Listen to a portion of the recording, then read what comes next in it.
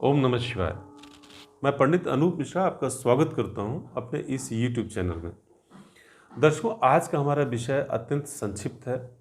ये है कैसे समझें दक्षिण भारतीय शैली के चार्ट को। हम सभी उत्तर भारत में रहते हैं और उत्तर भारतीय शैली के चार्ट को बखूबी समझते हैं, लेकिन अब जब हम सॉफ्टवेयर्स खोलते हैं तो उसमें दक्षिण भारतीय शैली के भी चार्ट दिखाए जाते हैं। तो बहुधा हमें ये समझने में दिक्कत होती है कि इस चार्ट को हम समझें कैसे। तो आज के इस छोटे से वीडियो में हम बात करेंगे उत्तर भारतीय शैली के चार्ट को और दक्षिण भारतीय शैली के चार्ट के अंतर को, और कैसे समझें दक्षिण भारतीय शैली के चार्ट को।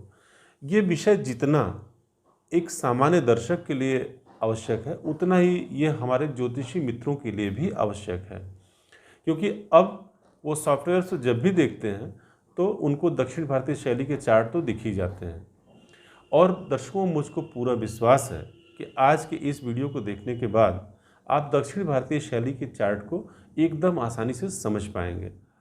दर्शकों, आगे बढ़ने के पूर्व आपसे आग्रह है, इस वीडियो को यदि आपको पसंद आता है तो एक लाइक का बटन अवश्य दबाएं, और यदि आपको समझने में या हमको समझाने में कहीं कोई त्रुटि रह गई हो या समझाने में या समझने में कोई दिक्कत आती हो तो आप कमेंट बॉक्स में अवश्य लिखें। और यदि आपने अभी तक चैनल को सब्सक्राइब नहीं किया है तो चैनल को सब्सक्राइब भी करें। तो दर्शकों, आइए आगे की बात को समझने चलते हैं कंप्यूटर स्क्रीन पे। दर्शकों, आपके सामने चित्र में साउथ इंडियन स्टाइल का चार्ट और नॉर्थ इंडियन स्टाइल के चार्ट बनाया गया है।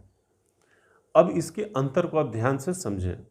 जो नॉर्थ इंडियन स्टाइल चार्ट में जो नंबर्स लिखे गए हैं, दरअसल ये भावों के नंबर है, यानी प्रथम भाव, द्वितीय भाव, तृतीय भाव, चतुर्थ भाव और एकादश और द्वादश भाव, ये सभी भाव के नंबर हैं। आमतौर पर जो लिखा रहता है कुंडली में वो राशियों के नंबर होते हैं, तो हम यहाँ राशियों के नंबर नहीं दे रहे हैं, हम यहाँ भावों के नंबर दे रहे हैं कि कौन से भाव किस स्थान पर आते हैं।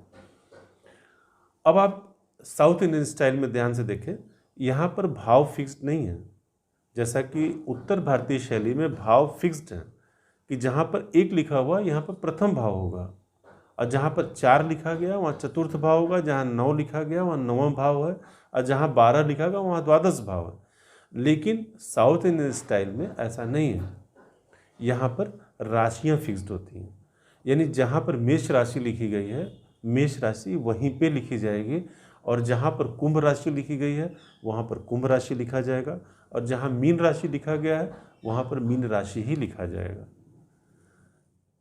तो अब इस बात का निर्धारण कैसे होगा कि लग्न कहाँ पे है, कैसे आप समझेंगे कि लग्न कौन सी राशि में? तो इसके 2 तरीके होते हैं। इन राशियों में जहाँ भी जिस राशि में लग्न होगा वहाँ पर 2 लाइनें ऐसे खींची होंगी साइड में, या वहाँ पर 1 लिखा होगा। तो 1 2 3 4 जो क्रम रोमन लिपि में लिखा रहता है, तो जैसे 1 लिखा गया तो यानी एसेंडेंट जो है वही राशि एसेंडेंट है।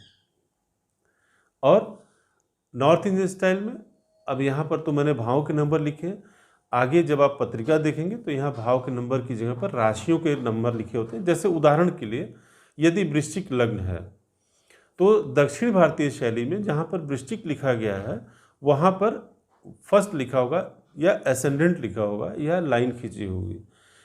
नॉर्थ इंडियन स्टाइल में जहाँ पर अभी वर्तमान में 1 लिखा गया वहाँ पर वृश्चिक राशि का क्रमांक यानी 8 नंबर लिखा होगा। एक और उदाहरण देख लेते हैं, जैसे मान लीजिए कर्क राशि है, तो जहाँ पर साउथ इंडियन स्टाइल में कर्क लिखा गया है वहाँ पर एसेंडेंट लिखा होगा या 1 नंबर लिखा होगा, और नॉर्थ इंडियन स्टाइल में जहाँ पर अभी वर्तमान में पहला भाव दिख रहा है वहाँ पर 4 नंबर लिखा होगा, यानी कर्क राशि का क्रमांक लिखा होगा। और एक छोटा सा अंतर और है इसमें, वो अंतर ये है कि उत्तर भारतीय शैली में एंटी क्लॉकवाइज चार्ट चलता है, यानी जैसा आप देख रहे हैं कि 1 बाद 2 एंटी क्लॉकवाइज लिखा गया है, लेकिन साउथ इंडियन स्टाइल में ये चार्ट क्लॉकवाइज चलता है।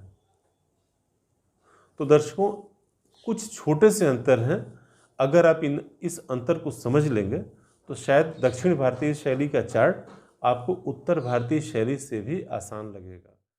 हाँ, एक बात और, दक्षिण भारतीय शैली में जैसे आपका लग्न यदि 5 डिग्री का है तो ये उस भाव की शुरुआत 5 डिग्री से ही लेते हैं, जबकि उत्तर भारतीय शैली में भाव मध्य की गणना की जाती है। तो दर्शकों, मैं समझता हूँ कि अब आगे से आपको दक्षिण भारतीय शैली के चार्ट को समझने में अत्यंत आसानी होगी। एक बार पुनः अगर आपको वीडियो पसंद आया है तो वीडियो को लाइक करें और चैनल को सब्सक्राइब करें। धन्यवाद।